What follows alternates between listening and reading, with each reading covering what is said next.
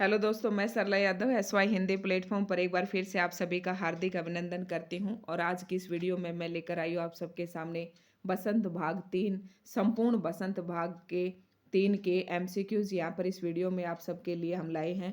तो वीडियो को आप बहुत ज़्यादा से ज़्यादा लाइक करें, शेयर करें, और अगर आप हमारे चैनल पर नए हैं तो प्लीज़ चैनल को सब्सक्राइब करें और अपने दोस्तों में इस वीडियो को इतना शेयर करें कि सभी को इसका जो बेनिफिट है वो मिले। मुझे लगता नहीं है कि बहुत ही कम जो यूट्यूबर्स हैं इसके एमसीक्यूज डाले होंगे बसंत भाग 3 के। तो सारे एमसीक्यूज हम यहाँ पर डालने वाले हैं, देख लेना आप बारी बारी से।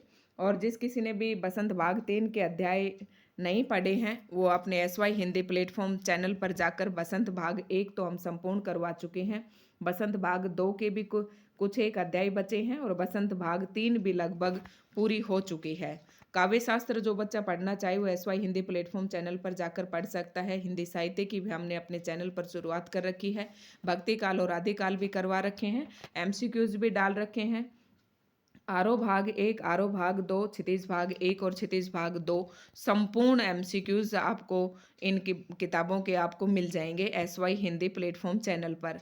तो जिस बच्चे ने भी नहीं देखे हैं वो देखें और अपनी एस्टेट की तैयारी करें। समय आपके पास बहुत ही कम है और बहुत कम समय में हम आपको ज़्यादा से ज़्यादा कंटेंट देने की कोशिश कर रहे हैं और चाहते हैं कि बच्चों का तहे दिल से चाहते हैं कि बच्चों का एस्टेट का जो एग्ज़ाम है वो क्वालिफाई हो। तो सभी के साथ शुरू करते हैं हम अपने आज की इस वीडियो को। और पहला ही अध्याय है ध्वनि। ध्वनि नामक एक कविता है जिस कविता के कवि हैं सूर्यकांत त्रिपाठी जी। एक बार फिर से कहते हैं कि वीडियो को ज़्यादा से ज़्यादा बच्चे लाइक करें। कम से कम 200-250 व्यूज़ होते हैं लेकिन लाइक कोई 10-5 ही होते हैं। तो ऐसा लगता है कि आप लोगों को कंटेंट शायद पसंद नहीं आ रहा है, लेकिन फिर भी बच्चों के कमेंट्स देखकर काफ़ी मनोबल बढ़ता है। तो उन बच्चों का दिल से मैं आभार व्यक्त करती हूँ जो हमारे चैनल को इतना सपोर्ट कर रही हैं और मुझे आगे की वीडियो बनाने के लिए मेरा मनोबल बढ़ाते हैं। ये आपके जो कमेंट्स ही हैं जो आगे की वीडियो लाने के लिए मुझे मोटिवेट करते हैं। तो शुरू करते हैं, बिना समय गंवाए हम अपने आज की इस वीडियो की शुरुआत करते हैं। सबसे पहला ही प्रश्न है, ध्वनि कविता के कवि का क्या नाम है? तो ध्वनि कविता के कवि का नाम है सूर्यकांत त्रिपाठी निराला। इसमें हम 18 के 18 अध्याय के एमसीक्यूज लेकर आए हैं। मैं ऑप्शन नहीं पढ़ूंगी, आप अपने वीडियो को रोक रोक कर अपने आप को जज कीजिए कि आपको कितना आता है और कितना नहीं आता है। बहुत ही थोड़ा सा फास्ट स्पीड से हम इस वीडियो में चलने वाले हैं। कवि के जीवन में अभी अभी क्या आया है? ये कविता जिसने भी नहीं पढ़ी है पढ़ लेना। मैंने अपने एसवाई हिंदी प्लेटफॉर्म चैनल पर लाइन टू लाइन एनसीईआरटी की व्याख्या सहित आपको पढ़ा रखा है, आप देख लें। और भाषा से संबंधित जो भी इस कविता के प्रश्न बनने वाले थे वो सारे भी करवा रखे हैं। एक बार आप हमारी वीडियो को ज़रूर देखें, हमारे सब्सक्राइबर पर ना जाएं। इसीलिए मैं कहती हूँ कि थोड़े से सब्सक्राइबर अगर बढ़ जाएं तो बच्चे चैनल को खोलकर थोड़ा सा कंटेंट को पढ़ें और उन्हें पता चले कि हाँ रियल में क्या कंटेंट यहाँ पर दिया गया है। इसलिए बच्चों आप सबसे हार्दिक रिक्वेस्ट है कि चैनल को ज़्यादा से ज़्यादा सब्सक्राइब करें। आज संडे है, आप सभी के फ़ोन आपके घर में हैं, तो प्लीज़ चैनल को सब्सक्राइब कर लें। कवि के जीवन में अभी अभी क्या आया है? तो कवि के जीवन में अभी अभी बसंत आया है। कवि अपना कैसा हाथ कलियों पर फेरना चाहता है? तो कवि अपना मृदुल हाथ जो है कलियों पर फेरना चाहता है। मृदुल होता है कोमल, और अगर इसका विपरीत अगर हम बात करें तो इसका विपरीत होता है कठोर। तो ये विलोम शब्द हो गए, मृदुल का कठोर। लेकिन आंसर हमारा यहाँ होगा कि अपना मृदुल यानी कि कोमल हाथ कलियों पर फेरना चाहता है। कवि ने कलियों को कैसा बताया है? कली ने कवि ने कलियों को निंद्रित बताया है। निंद्रित होता है जो नींद में सोए हुए हैं। प्रश्न नंबर 5 की तरफ बढ़ते हैं। कवि पुष्पों को किससे सींच देना चाहता है? कवि पुष्पों को जीवन अमृत से सींच देना चाहता है। कवि पुष्प पुष्प से क्या सींच लेना चाहता है? अगर अब पुष्प पुष्प 2 बार आया है तो यह पुनरुक्ति प्रकाश अलंकार होगा, आपको याद ध्यान रखना है। तो पुष्प पुष्प से क्या खींच लेना चाहता है? तो ये तंद्रा लस खींच लेना चाहता है। अनंत का क्या अर्थ है? अनंत का अर्थ है जिसका कोई अंत न हो। बसंत किसका प्रतीक है? तो जो बसंत है वो यौवन का प्रतीक है। और नेक्स्ट प्रश्न है हमारा, पुष्प पुष्प में कौन सा अलंकार है? ये मैंने अभी आपको बताया था, देखो नेक्स्ट प्रश्न भी यहाँ पर आ गया है। तो ये पुनरावर्ती अलंकार है। ध्वनि नामक कविता में किस ऋतु की प्रकृति का वर्णन किया गया है? तो इसमें बसंत ऋतु की प्रकृति का वर्णन किया गया है। अगला प्रश्न है, अगला प्रश्न नहीं, अगला हमारा पाठ है लाख की चूड़ियाँ। लाख की चूड़ियाँ हैं, ये पाठ भी मैंने अपने एसवाई हिंदी प्लेटफॉर्म चैनल पर एनसीईआरटी की लाइन टू लाइन आपको पढ़ा रखी है। जिस बच्चे ने नहीं पढ़ा है वो पढ़ ले हैं। अपने एसवाई हिंदी प्लेटफॉर्म चैनल पर जाकर बसंत भाग 3 के नाम से आपको प्लेलिस्ट मिल जाएगी।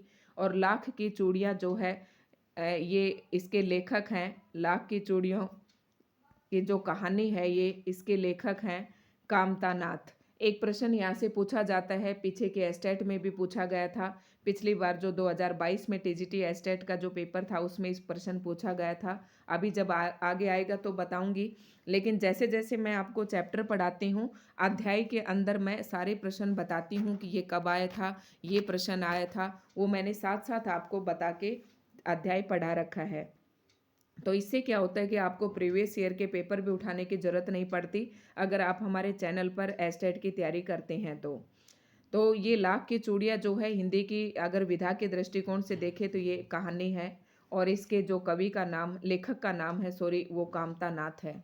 कामता नाथ है। प्रश्न पूछा जाता है यहाँ से, बदलू काका लेखक को क्या बना कर देता था? तो बदलू काका जो है लेखक को रंग बिरंगी गोलियां बनाकर देता था। गांव के बच्चे बदलू को किस नाम से पुकारते थे? तो गांव के जो बच्चे थे वो बदलू काका नाम से पुकारते थे। बदलू काका किस धातु की चूड़ियाँ बनाते थे? तो बदलू काका लाख के धातु की चूड़ियाँ बनाते थे। मुंगेरिया बदलू के किस काम आते थे? तो मुंगेरिया जो है चूड़ियों को गोल करने के काम आते थे। बदलू बेलन पर चूड़ियाँ चढ़ाकर उसे किस दृष्टि से देखता था? उसे नववधू की बाजू की भांति देखता था। बदलू चूड़ियों के बदले में लोगों से क्या लेता था? तो क्या लेता था? अनाज लेता था, पैसे में नहीं बेचता था, वस्तु के बदले वस्तु देता था, अनाज लेता था। बदलू को किससे अत्यधिक चिढ़ थी? तो बदलू को कांच की चूड़ियों से चिढ़ थी, क्योंकि अगर महिलाएं कांच की चूड़ियां जब पहनने लग गई थी तो उसकी लाख की चूड़ियों की जो कीमत है या महत्व है वो थोड़ा सा कम हो गया था। बदलू के अनुसार कहाँ की औरतें मर्द का हाथ पकड़कर सड़कों पर घूमती हैं? तो बदलू के अनुसार नगर की जो औरतें हैं वो मर्द का हाथ पकड़कर सड़कों पर घूमती हैं। बढ़ते हैं हम अपने अगले प्रश्न की तरफ और प्रश्न संख्या है 10 आप सबके सामने। बदलू काका लेखक की खातिर कैसे करता था? तो वो गाय के दूध की मलाई पिलाकर उसकी खातिर करता था। लेखक एक लंबी अवधि तक मामा के गांव में क्यों नहीं गया था? क्योंकि उसके पिता की बदली दूर हो जाने के कारण। लेखक ने बदलू काका को अपना नाम क्या बताया था? तो लेखक ने बदलू काका को अपना नाम जनार्दन बताया था।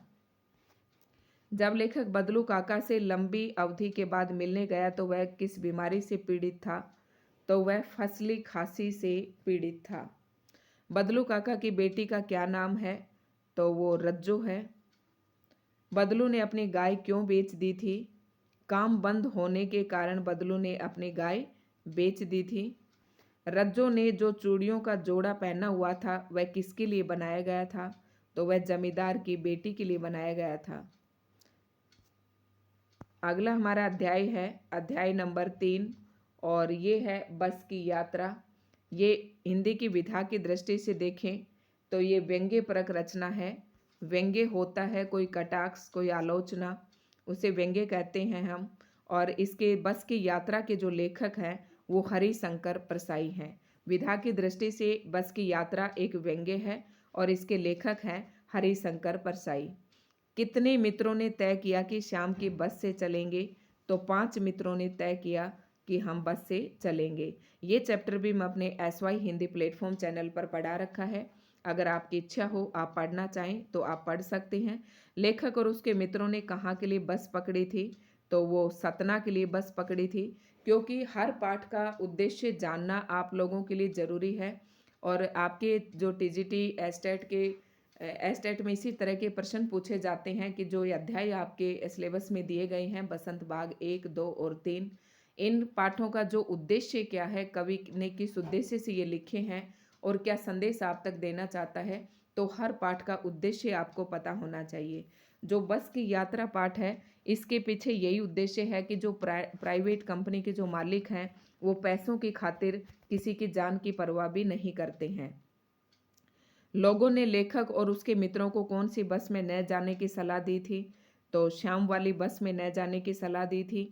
लेखक ने व्यंग्य में पुरानी बस को किसके योग्य बताया था? तो किसके योग्य बताया था? पूजा करने के योग्य बताया था। एक वृद्ध की तुलना की गई है बस की, यहाँ पर पुरानी बस बिल्कुल जंजर हो गई है, तो बस को भी वृद्ध कहा गया है। और जिस तरह बड़े बूढ़ों के घर में पूजा करनी चाहिए, तो लेखक ने व्यंग्य किया है कि इस बस की तो अब पूजा ही करनी चाहिए। कौन सी बस अपने आप चलती है? तो वो वृद्ध जो बस है वो अपने आप चलती है। आना जाना तो लगा रहता है का अर्थ है, आना जाना का अर्थ है यहाँ की जन्म और मृत्यु, अर्थात जिसने जन्म लिया है उसकी मृत्यु निश्चित है। हम बेटों की तरह गोद में लेकर चलेंगी, ये शब्द किसने कहे हैं? हमें हमें बेटों की तरह गोद में लेकर चलेंगी, तो ये शब्द डॉक्टर मित्र ने कहे थे। असहयोग आंदोलन किसने चलाया था? तो आप सभी को पता है कि असहयोग आंदोलन महात्मा गांधी ने चलाया था। नेक्स्ट बढ़ते हैं नेक्स्ट प्रश्न की तरफ। प्रश्न नंबर 10 आप सबके सामने है। बस के प्रथम बार एकाएक रुकने का क्या कारण था? तो पेट्रोल की टंकी में छेद हो गया था, इसलिए बस जो है एकाएक यानी कि अचानक रुक गई थी। लेखक बस के अतिरिक्त और किसे अपना दुश्मन समझ रहा था?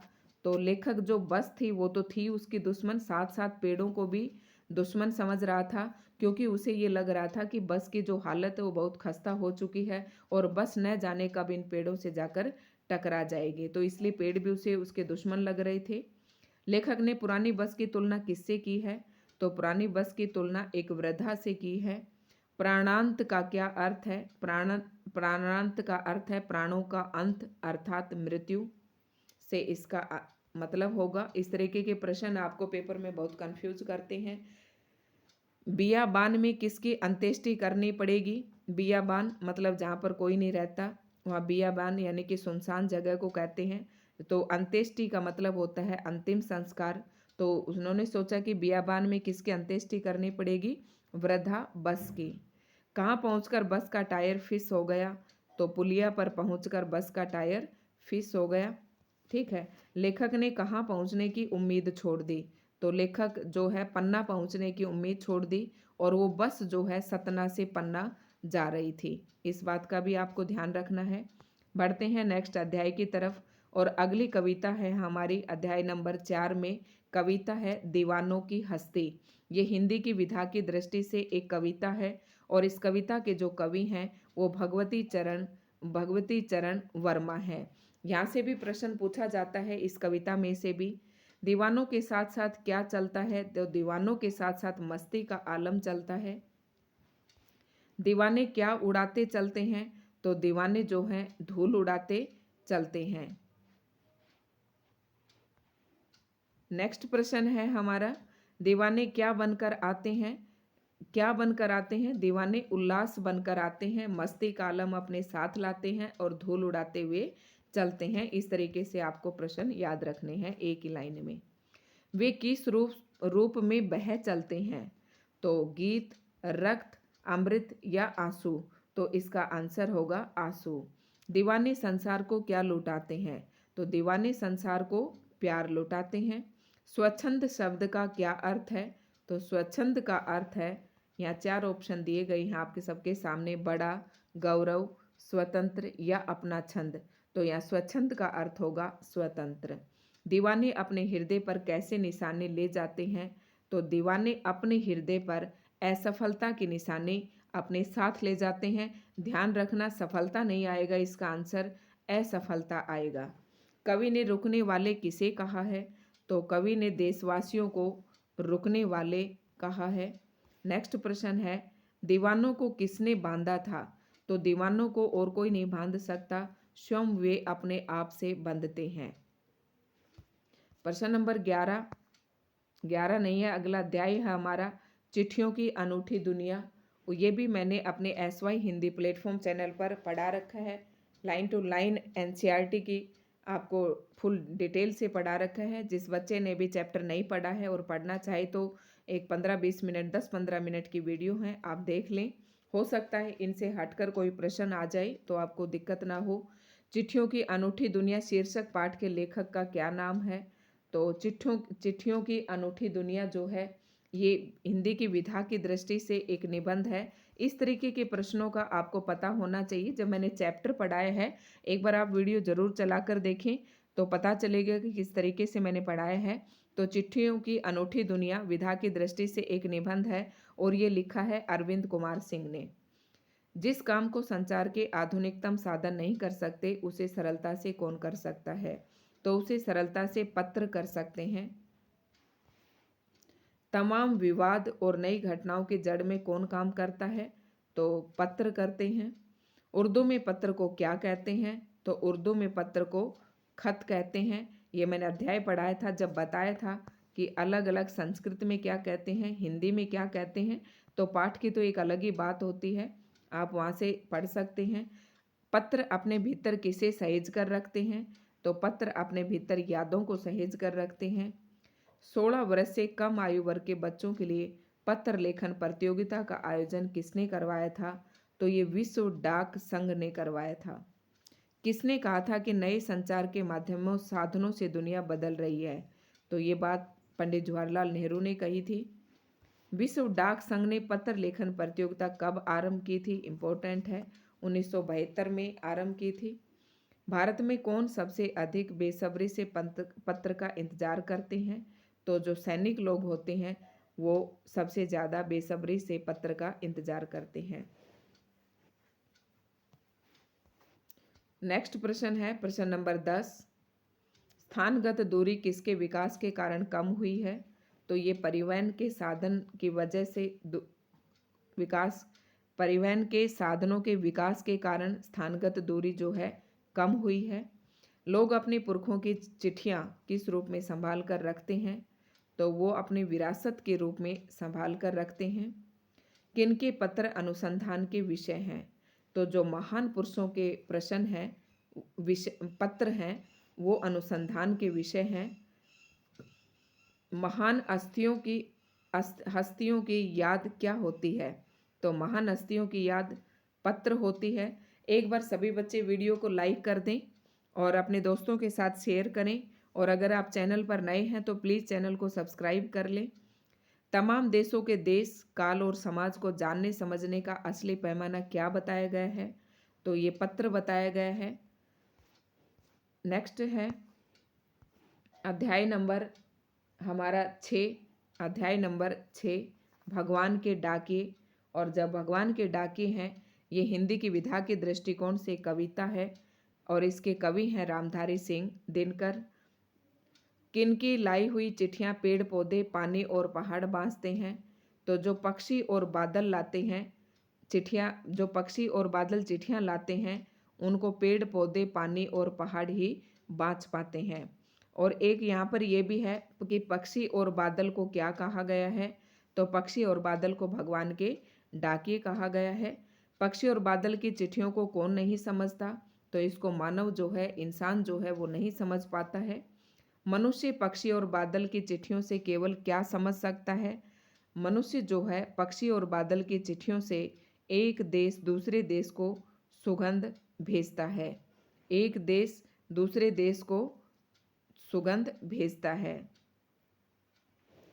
समझ सकता है, ये भेजता है आएगा। पक्षी एक देश के सौरभ को दूसरे देश में कैसे ले जाते हैं? सौरभ होता है खुशबू, तो वो अपने पंखों द्वारा ले जाते हैं। एक देश का भाव दूसरे देश में कैसे पहुंचता है? तो ये बादल के रूप में पहुंचता है। भगवान के डाके कविता का प्रमुख संदेश क्या है?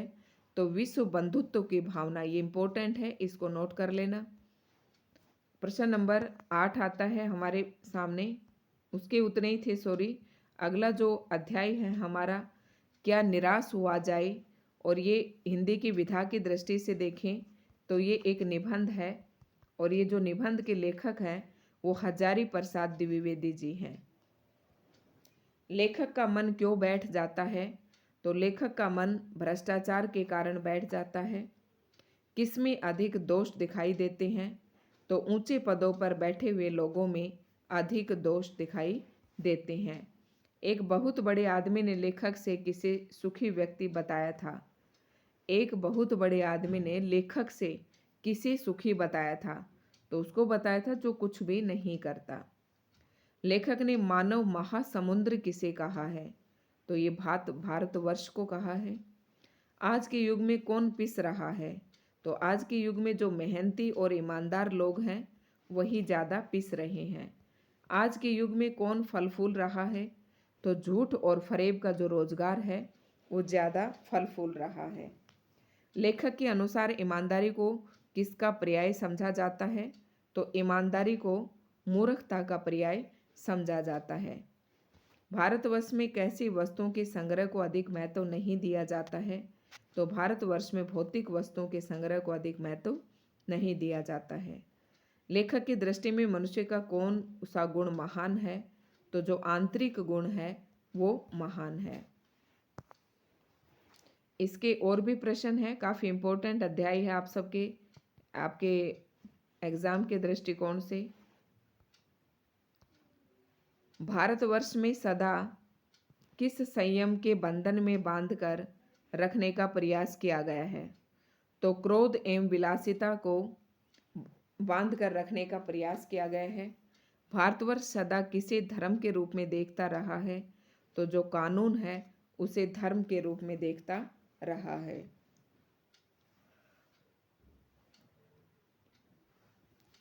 लेखक ने समाज के लिए किस में रस लेना बुरा कहा है, तो लेखक ने कहा है कि बुराई के अंदर हमें रस लेना नहीं चाहिए, इससे बुराई को बढ़ावा ही मिलता है।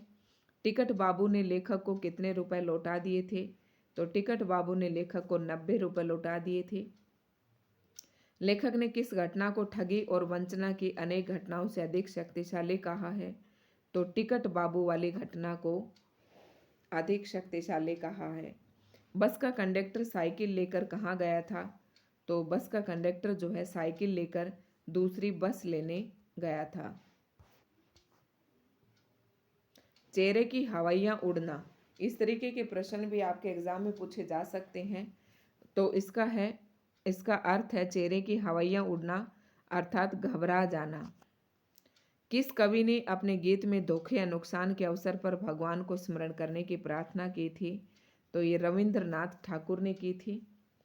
लेखक के बच्चों के लिए दूध और पानी कौन लेकर आया था, तो जो बस का कंडक्टर था वही लेखक के बच्चों के लिए दूध और पानी लेकर आया था। इस पाठ में लेखक ने कैसे विचार प्रकट हुए हैं, तो इस पाठ में लेखक के आशावादी विचार प्रकट हुए हैं। इम्पोर्टेंट है ये अध्याय आपके एग्जाम के दृष्टिकोण से। नेक्स्ट है हमारी अध्याय नंबर 8 और ये है सबसे कठिन समय, और विधा के दृष्टिकोण से ये कविता है, और इस कविता की जो कवयित्री है वो जया जादवानी है। ये कविता भी हमने पढ़ा रखी है। कविताएं मैंने बसंत बाग 3 की सारी पढ़ा रखी हैं। एक ही वीडियो में आपको 2-3 कविताएं मिल जाएंगी, तो कविताएं लगभग मैंने संपूर्ण करवा दी हैं। जिसने नहीं देखी हैं देख लें। चिड़िया ने अपनी चोंच में क्या दबाया हुआ था, तो चिड़िया ने अपनी चोंच में तिनका दबाया हुआ था। चिड़िया तिनका लेकर कहाँ जाना चाहती होगी, आकाश में, किसी मकान की छत पर, अपने अधूरे घोंसले पर, या वृक्ष के टहने पर, तो वो अपने अधूरे घोंसले पर। गिरती हुई पत्तियों को थामने के लिए कौन बैठा हुआ था, तो गिरती हुई पत्तियों को थामने के लिए कोई हाथ था। तो कवयित्री ने कहा है कि अभी भी बहुत कुछ बचा है, हमें घबराने की ज़रूरत नहीं है, हमें ज़िंदगी में आशावादी बने रहना चाहिए। बहुत ही अच्छे तरीके से मैंने कविता पढ़ा रखी है। जिसने नहीं देखी है वो SY हिंदी प्लेटफॉर्म चैनल पर जाकर प्लेलिस्ट में बसंत भाग 3 के नाम से आपको वीडियो मिल जाएंगे। रेलगाड़ी कहाँ तक जाती है, तो रेलगाड़ी अपने गंतव्य तक जाती है। गंतव्य का अर्थ होता है जहाँ पर मनुष्य को पहुँचना होता है। सूरज का डूबना किसका प्रतीक है, तो घर लौट जाने का समय। मतलब सूरज डूब गया तो ये आपको किस बात का प्रतीक है कि घर लौट जाओ। सदियों से नानी किसे कहानी सुनाती आई है, तो छोटे बच्चों को।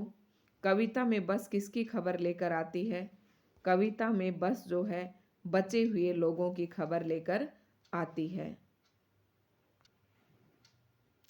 अगला अध्याय है हमारा बसंत भाग 3 का। बसंत भाग 3 के एमसीक्यूज हम यहाँ पर पढ़ रहे हैं। तो सभी से एक बार हार्दिक रिक्वेस्ट है कि वीडियो को ज़्यादा से ज़्यादा लाइक करें, शेयर करें, बढ़िया कमेंट्स करें अगर आपको कंटेंट अच्छा लगता है तो। और अगर चैनल पर नए हैं तो प्लीज़ सब्सक्राइब करें, दोस्तों में ज़्यादा से ज़्यादा वीडियो को शेयर करें, क्योंकि यहाँ पर सभी को एस्टेट में 90 मार्क्स लेकर ही आप सबको एस्टेट क्वालिफाई करना है। यहाँ पर सिलेक्शन की कोई बात नहीं हो रही है। तो बढ़िया है, अच्छी बात है, ज़्यादा से ज़्यादा बच्चों का भला हो। तो और आप ज़्यादा से ज़्यादा वीडियो को शेयर करें। अगला जो अध्याय है, अध्याय नंबर 9, कबीर की साखियाँ हैं। ये दोहे नहीं है, दोहों के रूप में ही साखियाँ लिखी हैं। तो ये साखी हैं। कबीर के दोहों को क्या कहा जाता है? तो कबीर के दोहों को साखी कहा जाता है। साधु से हमें क्या नहीं पूछना चाहिए? साधु से हमें उसकी जाति नहीं पूछनी चाहिए। नेक्स्ट प्रश्न है प्रश्न नंबर 3, साधु से क्या पूछना चाहिए? तो जात न पूछनी चाहिए, तो क्या पूछना चाहिए? साधु से हमें उसका ज्ञान पूछना चाहिए। कबीरदास जी के अनुसार हमें किसका मोल करना चाहिए?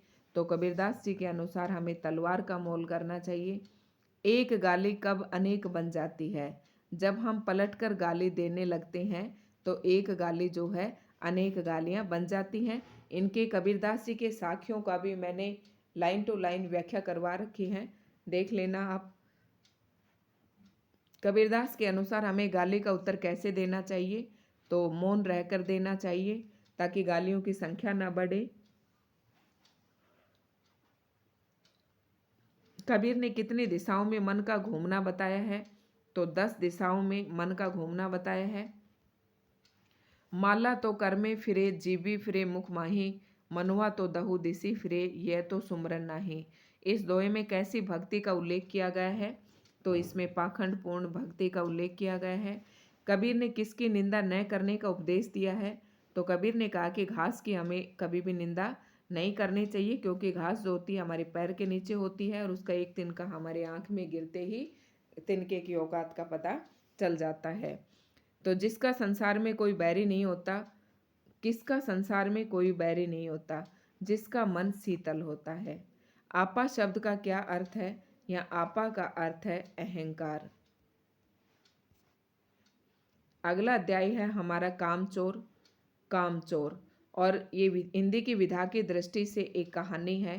कामचोर जो है ये कहानी है, और इसके जो लेखक हैं कहानी के वो इस्मत चुगताई हैं। इस्मत चुगताई हैं। नेक्स्ट प्रश्न है, मोटे मोटे शब्द किसके लिए प्रयुक्त हुए हैं? तो मोटे मोटे शब्द घर के बच्चों के लिए प्रयुक्त हुए हैं। और फिर से मोटे मोटे शब्द की बात करते तो पुनरावर्ती प्रकाश अलंकार होता है। ये तो मैंने आपको अलंकार रटवा दिया है। अब पेपर में अगर आता है तो आप इसमें गलती कभी नहीं करेंगे। कामचोर किन्हें कहा गया है? तो कामचोर जो है बच्चों को कहा गया है। दबैल को का क्या अर्थ है? अर्थात दबे हुए। अब्बा जी ने काम न करने वाले के लिए क्या सज़ा सुनाई थी? तो अब्बा जी ने काम न करने वालों के लिए रात का भोजन बंद कर दिया था। शाही फरमान का क्या अर्थ है? तो शाही फरमान का अर्थ है राजाज्ञा, मतलब राजा की आज्ञा। शाही फरमान किसने जारी किया था? तो ये अब्बा जी ने किया था। हम काम करने को तैयार हैं, ये शब्द किसने कहे हैं? तो ये घर के बच्चों ने कहे हैं। नेक्स्ट प्रश्न है, अब्बा जी ने बच्चों को सबसे पहले कौन सा काम करने को बताया था? तो सबसे पहले दरी की सफाई करने के लिए बताया था। दरी की सफाई का क्या परिणाम निकला? घर में क्या हुआ? सारे घर में कीचड़ हो गया। कुमक का क्या अर्थ है? कुमक का क्या अर्थ है? तो कुमक का अर्थ है सेना की टुकड़ी। इस तरीके के प्रश्नों को, इस तरीके के शब्दों को हमें ध्यान रखना चाहिए, क्योंकि ये अनेकार्थक शब्दों में भी आ जाते हैं, पर्यायवाची में भी आ जाते हैं, कई जगह पर आपके काम आते हैं। कितनी मुर्गियां खीर के प्यालों से फड़फड़ाती हुई निकली थी? तो जो 2 मुर्गियां थी वो खीर के प्यालों से फड़फड़ाती हुई निकली थी। अगला प्रश्न है इसी का, प्रश्न नंबर 13, मुर्गा कहाँ कूद पड़ा था? तो मुर्गा जो है अम्मा जी के पानदान पर कूद पड़ा था। मुर्गे ने किसकी सफ़ेद चादर पर पंजे के निशान बना दिए थे? तो नानी अम्मा की सफ़ेद चादर पर पंजे के निशान बना दिए थे। जब भेड़ों रूपी तूफान आया तो बड़ी दीदी किससे बात कर रही थी? तो अम्मा जी से बात कर रही थी। नेक्स्ट प्रश्न है, भैंस के पाँव की रस्सी किसकी चारपाई के साथ बांध दी गई थी? तो ये चाचा जी की। भैंस कब चौकन्नी हो गई थी? जब उसके अगले पाँव बांधने लगे, जब उसके अगले पाँव बांधने लगे थे। नेक्स्ट प्रश्न है, काफ़ी प्रश्न है इसमें। प्रश्न नंबर 18, अम्मा कहाँ जाने के लिए सामान बांधने लगी? तो अम्मा जो है आगरा जाने के लिए सामान बांधने लगी। आगरे में अम्मा का कौन रहता था? तो आगरा में अम्मा का मायका था। अंत में बच्चों का कोर्ट मार्शल किया गया। अंत में बच्चों का क्या कोर्ट मार्शल किया गया? तो काम को हाथ लगाने वाले का रात का भोजन बंद होगा।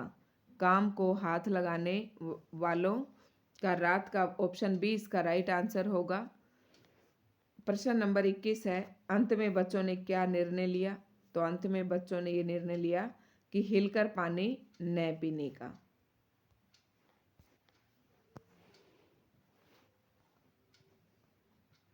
अगला अध्याय है हमारा, सिनेमा ने बोलना सीखा। जब सिनेमा ने बोलना सीखा, और ये अध्याय नंबर 11 है। अध्याय नंबर 11 है ये, जब सिनेमा ने बोलना सीखा। ये हिंदी की विधा की दृष्टि से जब सिनेमा ने बोलना सीखा, यहाँ लिख देती हूँ मैं, जब सिनेमा ने बोलना सीखा। और ये आपके अध्याय का नाम है। और इसके जो लेखक हैं, ये हिंदी की विधा की दृष्टि से एक निबंध है, और इसके लेखक हैं, सिनेमा ने बोलना सीखा, इसका प्रदीप तिवारी। प्रदीप तिवारी जो हैं इसके लेखक हैं। शुरू करते हैं इसके हम ऑब्जेक्टिव क्वेश्चंस। भारतीय सिनेमा की प्रथम सवाक फिल्म का नाम क्या है? सहवाग फिल्म का नाम आलम आरा, यानी कि पहली बोलती फिल्म जो थी आलम आरा थी। प्रथम भारतीय सवाक फिल्म आलम आरा का प्रथम प्रदर्शन किस तारीख को हुआ था? तो ये 14 मार्च 1931 को हुआ था। ये प्रश्न जो है HPSC ऑब्जेक्टिव पेपर में भी पूछा गया था। पहली बोलती फिल्म के निर्माता निर्देशक कौन थे? तो पहली बोलती फिल्म के निर्माता निर्देशक थे श्री अर्देशीर एम ईरानी। श्री अर्देशीर एम ईरानी, ये सी ऑप्शन इसका सही होगा। प्रथम सहवाक, सहवाक मतलब बोली सहित जिसमें आवाज़ भी थी। आलम आरा की नायिका कौन थी? तो आलम आरा की नायिका जुबैदा थी। आलम आरा फिल्म के नायक का क्या नाम था? तो नायक का नाम विट्ठल था। और नेक्स्ट प्रश्न है, विट्ठल है, विट्ठल नहीं है, हाँ विट्ठल। और श्री ईरानी ने सवाक फिल्म बनाने का निर्णय किस फिल्म को देखकर लिया था? तो शो बोट फिल्म को देखकर लिया था। स्टंटमैन का अर्थ है करतब दिखाने वाला। स्टंटमैन का अर्थ है करतब दिखाने वाला। फेटेंसी शब्द का क्या अर्थ है? तो फेटेंसी शब्द का अर्थ है झूठ बोलना, सच बोलना, आवारागर्दी या मौज मस्ती। तो फेटेंसी शब्द का अर्थ है, तो फेटेंसी शब्द का अर्थ है यहाँ पर मौज मस्ती। भारतीय सिनेमा के जनक कौन माने जाते हैं? तो फाल्के माने जाते हैं। सहवाग फिल्मों के आरंभ होने के किस भाषा का महत्व बढ़ा है? तो सहवाग फिल्मों के आरंभ होने से जो हिंदी भाषा का महत्व है काफ़ी बड़ा है। अगला प्रश्न नंबर 11, आलम आरा फिल्म कितने सप्ताह हाउसफुल रही? तो ये 8 सप्ताह तक हाउसफुल रही। अर्देशीर एम ईरानी की कंपनी ने लगभग कितनी सवाक फिल्मों का निर्माण किया? तो लगभग 100 फिल्मों का निर्माण किया। आलम आरा फिल्म के प्रथम पार्श्व गायक कौन थे? WM खान। WM खान ये पार्श्व गायक के थे। दे दे खुदा के नाम पर प्यारे, अगर देने की ताकत है, ये गीत किस फिल्म के लिए लिखा गया था? तो ये आलम आरा के लिए लिखा गया था। आलम आरा ने किस भाषा को प्रसिद्ध बनाया था? तो हिंदी उर्दू मेल वाली हिंदुस्तानी को इन्होंने काफ़ी प्रसिद्ध बना दिया था। आलम आरा फिल्म की रील की लंबाई कितने फुट थी? तो ये 10,000 फुट थी। और अभिनेता, निम्नलिखित अभिनेताओं में से किसने आलम आरा फिल्म में काम किया? तो ये सोहराब मोदी ने काम किया था। महात्मा गांधी जैसा किरदार किस सवाक फिल्म में था? तो ये था खुदा की शान में। अर्दे सिरा को आलम आरा के लिए कब सम्मानित किया गया? तो ये 1956 में सम्मानित किया गया। भारतीय सवाक फिल्म के पिता किसे कहा जाता है? तो अर्देशीर एम ईरानी को कहा जाता है। अगला अध्याय है हमारा सुदामा चरित। ये नरोत्तम दास स्वामी के पद हैं, उनके द्वारा रचित कविता है ये। सुदामा चरित शीर्षक कविता के कवि का नाम क्या है? तो ये नरोत्तम दास है। सुदामा ने द्वारका पहुंचकर किसका द्वार पूछा था? श्री कृष्ण जी का। सुदामा ने कैसी धोती पहनी हुई थी?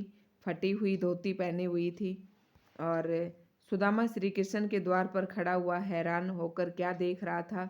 तो ये द्वारका की धरती को देख रहा था। ये भी मैंने कविता अपने एसवाई हिंदी प्लेटफॉर्म पर पढ़ा रखी है और सूर के पद भी पढ़ा रखे हैं।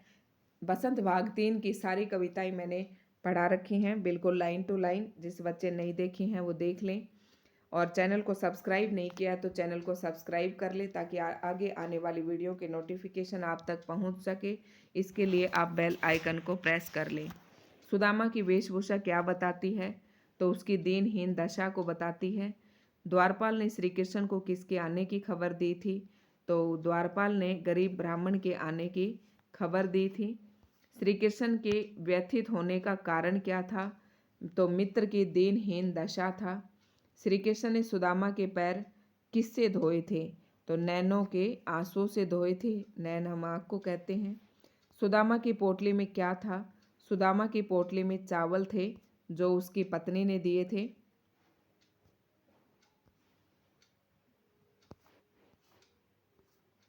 चावल थे।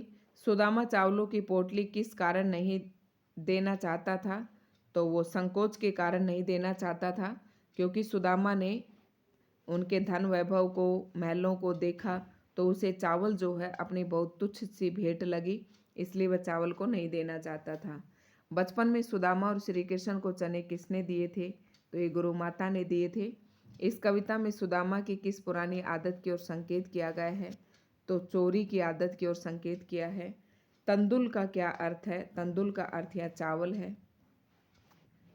सुदामा को मार्ग में किस पर क्रोध आ रहा था? तो श्री कृष्ण जी पर क्रोध आ रहा था।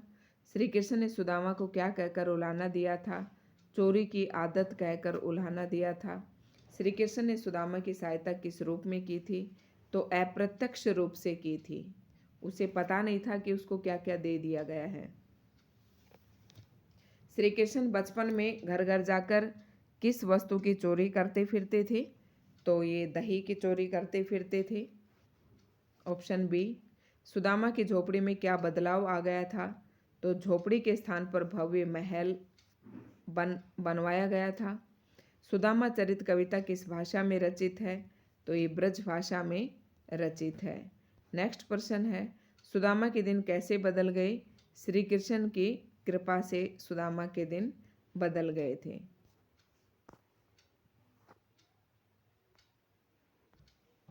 अगला अध्याय है हमारा जहाँ पहिया है।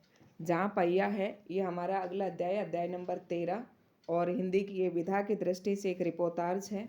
रिपोर्टार्ज होता है जो रचना हम किसी रिपोर्ट के आधार पर लिखते हैं तो उसे रिपोर्टार्ज कहते हैं। तो हिंदी के विधा की दृष्टि से ये आपका रिपोर्टार्ज है।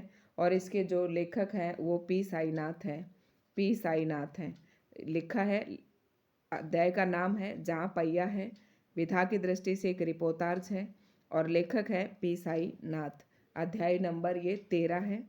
जहाँ पहिया है पाठ में किस प्रदेश के जिले की महिलाओं का वर्णन किया गया है? तो ये तमिलनाडु की महिलाओं का वर्णन किया गया है। पुडुकोट्टई भारत के कैसे जिलों में से एक है? तो ये गरीब जिलों में से एक है। लेखक ने साइकिल चलाने को कैसे आंदोलन का नाम दिया था? तो ये सामाजिक आंदोलन का नाम दिया था। पुडुकोट्टई जिले की कैसी महिलाओं के लिए साइकिल चलाना आम बात है? तो जो नव साक्षर मतलब जो अभी अभी पढ़ना लिखना सीखा है, जिसने जो अभी अभी पढ़ रही हैं। और पुडुकोट्टई की औरतों ने अपनी आज़ादी और गतिशीलता का प्रतीक किसे चुना है? तो उन्होंने साइकिल को चुना है। नेक्स्ट प्रश्न है प्रश्न नंबर 7। पुडुकोट्टई जिले की कितनी औरतों ने प्रदर्शन में भाग लिया था? तो पुडुकोट्टई की जो औरतें थी, कितनी प्रतिशत औरतों ने भाग लिया था? तो 70,000 से अधिक जो औरतें थी उन्होंने भाग लिया था। प्रशिक्षण शिविरों में महिलाएं क्या करती हैं? तो प्रशिक्षण शिविरों में साइकिल चलाना सीखती हैं। अब हमें बस का इंतज़ार नहीं करना पड़ता, ये शब्द किसने कहे हैं? ये शब्द जमीला ने कहे हैं। और फातिमा क्या काम करती है? तो फातिमा अध्यापन का काम करती है। किली किला कुरुचि गांव में साइकिल सिखाने वाली महिलाएं किस दिन इकट्ठी होती हैं?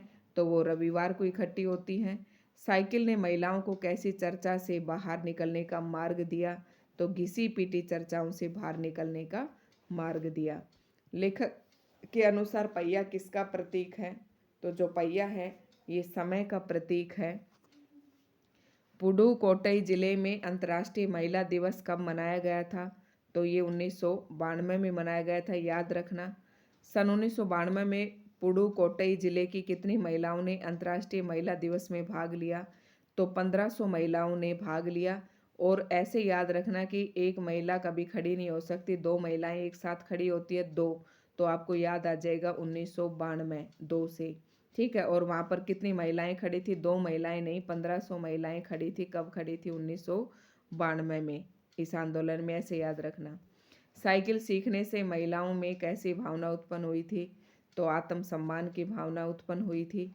लेखक ने साइकिल को कौन सी सवारी बताया है? तो लेखक ने साइकिल को सबसे विनम्र सवारी बताया है।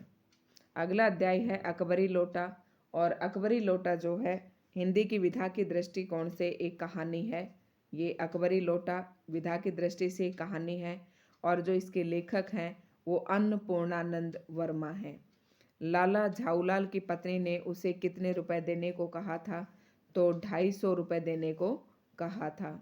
नेक्स्ट प्रश्न है प्रश्न नंबर 3।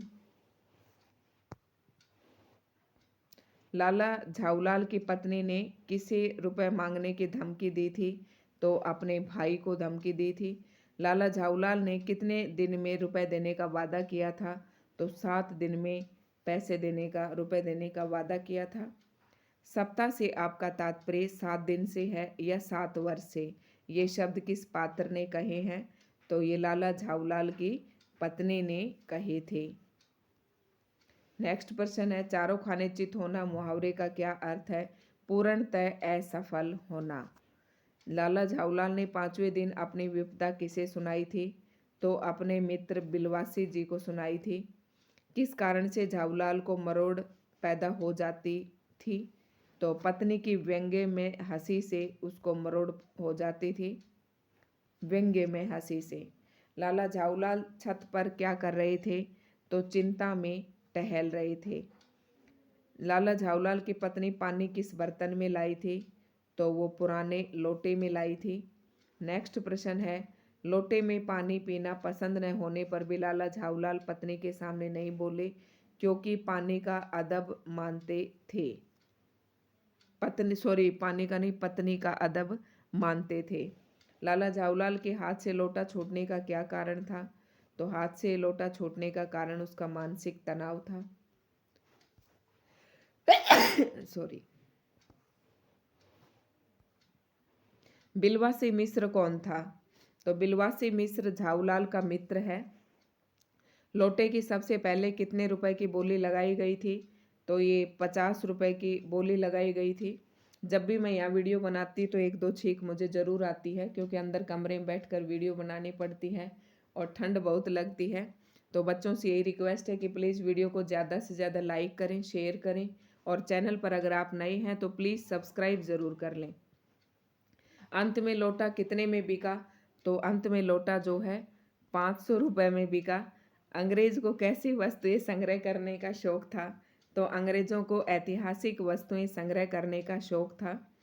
बिलवासी जी ने लाला झाऊलाल को अंग्रेज के सामने क्या कहा था? तो खतरनाक मुजरिम कहा था। नेक्स्ट प्रश्न है प्रश्न नंबर 18। मैं तो आपको एक विज्ञ एवं सुशिक्षित आदमी समझता था। ये शब्द किस पात्र ने कहे हैं? तो ये बिलवासी जी ने कहे हैं। बिलवासी के अनुसार अकबर ने ब्राह्मण को उस लोटे के बदले में सोने के कितने लोटे दिए थे? तो 10 लोटे दिए थे। कबूतर ने किस मुगल सम्राट का प्रेम नूरजहां से करवाया था? तो कबूतर ने जहांगीर मुगल सम्राट का प्रेम नूरजहां से करवाए थे। इसका आंसर होगा जहांगीर। प्रश्न अगला है अध्याय हमारा सूर के पद।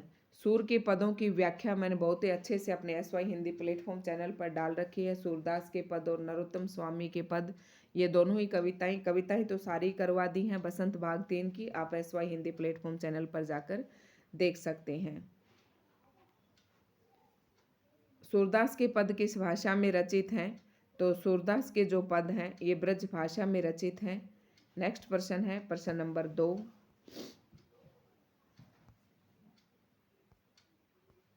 सूरदास के आराध्य देव कौन हैं? तो सूरदास के आराध्य देव श्री कृष्ण जी हैं। Option B. किसकी चोटी बढ़ने की बात कही गई है? तो श्री कृष्ण जी की चोटी बढ़ने की बात कही गई है। यशोदा ने बालक कृष्ण को चोटी बढ़ाने के लिए क्या लालच दिया था? कच्चा दूध पीने का लालच दिया था। बालक कृष्ण को क्या खाना पसंद था? तो आप सबको पता है रोटी और माखन खाना पसंद था। यशोदा माता कृष्ण एवं बलराम को कैसा आशीर्वाद देती है? तो ये लंबी आयु का आशीर्वाद देती है। गोपिका किसकी शिकायत करने यशोदा के पास आई थी? तो श्री कृष्ण जी की शिकायत करने के लिए माता यशोदा के पास आई थी। और गो रस का क्या अर्थ है? गो रस का अर्थ है गाय का दूध। यशोदा का उल्हाना किसने दिया? यशोदा को उल्हाना किसने दिया? तो गोपियों ने दिया। ग्वालिन ने यशोदा के बेटे कृष्ण को कैसा बेटा बताया है? तो ग्वालिन ने कृष्ण के बेटे को एक अनोखा बेटा बताया है। श्री कृष्ण ग्वालिन के घर में माखन चोरी के लिए किस समय गए थे? दोपहर के समय गए थे। ग्वालों को कृष्ण की चोरी से कैसी हानि हो रही थी? तो ग्वालों को कृष्ण की चोरी से गोरस की हानि हो रही थी। नेक्स्ट हमारा पाठ है पानी की कहानी। पानी की कहानी, इसके जो लेखक हैं ये हिंदी की विधा की दृष्टि से एक निबंध है और इसके जो लेखक हैं रामचंद्र तिवारी हैं। रामचंद्र तिवारी। पानी की कहानी। इसका नेक्स्ट प्रश्न है हमारे पास पानी की कहानी किसके माध्यम से सुनाई गई है? तो ये ओस की बूंद के माध्यम से सुनाई गई है। ओस की बूंद पत्ते पर ही क्यों सिकुड़ी रही? क्योंकि सूर्य अस्त हो गया था। सूर्य अस्त होने के कारण ओस की बूंद पत्ते पर ही सिकुड़ी रही। बूंद लेखक की कलाई के हाथ पर क्यों सरक गई थी? सुरक्षा पाने हेतु। बूंद पत्ते पर बैठकर किसकी प्रतीक्षा कर रही है? तो बूंद पत्ते पर बैठकर सूर्य उदय होने की प्रतीक्षा कर रही है। ओस की बूंद को वृक्षों से घृणा क्यों थी? क्योंकि बूंदों का जीवन नष्ट करते हैं। रोए ने बूंद को कहाँ बंद कर दिया था? तो रोए ने बूंद को एक कोठरी में बंद कर दिया था। ओस की बूंद वृक्ष के भीतर कितने दिन तक सांस भोगती रही? तो 3 दिन तक अपना सांस भोगती रही। ओस की बूंद लेखक के हाथ पर कहाँ से आई थी? ये बेर की झाड़ी से आई थी।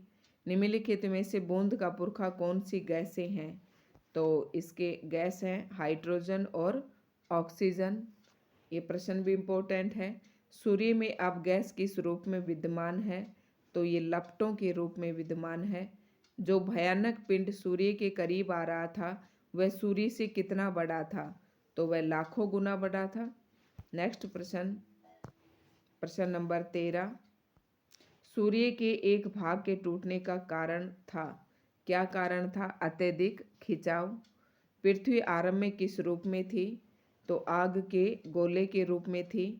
हाइड्रोजन और ऑक्सीजन की रासायनिक क्रिया के परिणाम से क्या बनता है? तो इसके परिणाम से पानी बनता है। आरंभ में पानी किस रूप में था? तो आरंभ में पानी भाप के रूप में था। हाथों वाली मछली के कितने हाथ थे? तो इसमें 8 हाथ थे। समुद्र तल की पहाड़ी गुफाओं के जीव कैसे हैं? तो आलसी जीव हैं। इसका आंसर होगा आलसी। जल कण कहाँ जाकर जान बचाने का प्रयास करते हैं? तो पृथ्वी में जाकर। ओस की बूंद की पुरानी सहेली कौन थी? तो ओस की पुरानी सहेली जो है वो आंधी थी। नेक्स्ट प्रश्न है, अंत में ओस की बूंद कहाँ गई थी? नल में। कहाँ गई थी? नल में। ओस की बूंद लेखक की दृष्टि से कब ओझल हो गई थी? तो ये सूर्य निकलने पर ओझल हो गई थी। नेक्स्ट प्रश्न है, नेक्स्ट अध्याय है हमारे पास बाज और सांप। ये विधा की दृष्टि से जो हमारा अध्याय है बाज और सांप, और अध्याय नंबर 17 पे हम पहुंच गए हैं। टोटल जो अध्याय है हमारे पास 18 हैं। तो 18 के 18 अध्याय के जो MCQs हैं आपको एक ही वीडियो में मिल रहे हैं। तो वीडियो को लाइक करना तो बच्चों बनता ही है। तो ये जो अगला अध्याय है हमारा अध्याय नंबर 17 बाज और सांप, ये विधा की दृष्टि से एक कहानी है और इस कहानी के लेखक हैं निर्मल वर्मा। बाज और सांप जो है निर्मल वर्मा ने लिखा है। तो यहाँ पर बाज किसका प्रतीक है? यहाँ पर बाज जो है साहस एवं वीरता का प्रतीक है। नेक्स्ट प्रश्न है, सांप कहाँ रहता था? सांप गुफा में रहता था। सांप को किसका प्रतीक दर्शाया गया है? तो सांप को जो है कायरता का प्रतीक दर्शाया गया है। नेक्स्ट प्रश्न है प्रश्न नंबर 5, सागर और नदी के मिलन स्थल पर लहरें कैसी लगती थी? तो वो दूध के झाग जैसी लगती थी। सांप की प्रसन्नता का क्या कारण था? सुखी एवं सुरक्षित होना, ये सांप की प्रसन्नता का कारण था। सांप किससे दूर था? तो सांप जो है दुनिया की भागदौड़ से दूर था। घायल दशा में बाज कहाँ गिरा था? तो सांप की गुफा में गिरा था। बाज अपने जीवन के अंतिम समय भी खुश क्यों दिखाई दे रहा था? क्योंकि उसकी वो दूर दूर तक क्या करता था? उड़ान भरने के कारण खुश था। बाज ने सांप को दुर्भाग्यशाली क्यों कहा था? बाज ने सांप को दुर्भाग्यशाली क्यों कहा? आकाश में उड़ने का आनंद न लेने के कारण। शरीर मिट्टी का है, मिट्टी में ही मिल जाएगा, ये शब्द किसने कहे हैं? तो ये सांप ने कहे। सांप के मन में आकाश को देखने की इच्छा कैसे उत्पन्न हुई? तो बाज को आकाश में उड़ने की इच्छा, बाज की आकाश में उड़ने की इच्छा को देखकर सांप की भी इच्छा होती है कि वह भी आकाश में उड़े। मरते समय बाज व्याकुल क्यों था? तो मरते समय बाज जो था उड़ने की इच्छा के कारण व्याकुल था। बाज नदी में क्यों गिर गया था? पंख कमजोर होने के कारण बाज जो है नदी में गिर गया था। नेक्स्ट प्रश्न है प्रश्न नंबर 15, सांप द्वारा उड़ान भरने का क्या परिणाम निकला था? कि सांप चट्टानों पर जा गिरा। लहरों ने किसकी प्रशंसा के गीत गाए थे? तो बाज की प्रशंसा के गीत गाए। सांप की बेचैनी का क्या कारण था? बाज की आकाश में उड़ने की तीव्र इच्छा ही सांप की बेचैनी का कारण था कि तू क्यों नहीं उड़ सकता। सांप क्या सुनकर हैरान रह गया था? तो लहरों का मधुर गीत सुनकर सांप हैरान रह गया था। नेक्स्ट प्रश्न है, प्राणों को हथेली पर रखना मुहावरे का क्या अर्थ है? यानी कि जीवन को खतरे में डालना। प्राणों की बाजी लगाना मुहावरे का अर्थ है जीवन का बलिदान देना। इम्पोर्टेंट है, यहाँ से एक प्रश्न आने की पूरी संभावना है। तीनों मुहावरे इसमें दिए गए हैं। और आज का हमारा अंतिम अध्याय है टोपी। हमारे अगले पाठ का नाम है टोपी। और ये अध्याय जो है विधा की दृष्टि से ये कहानी है और इस कहानी के लेखक हैं सरंजे। इस कहानी के लेखक हैं सरंजे।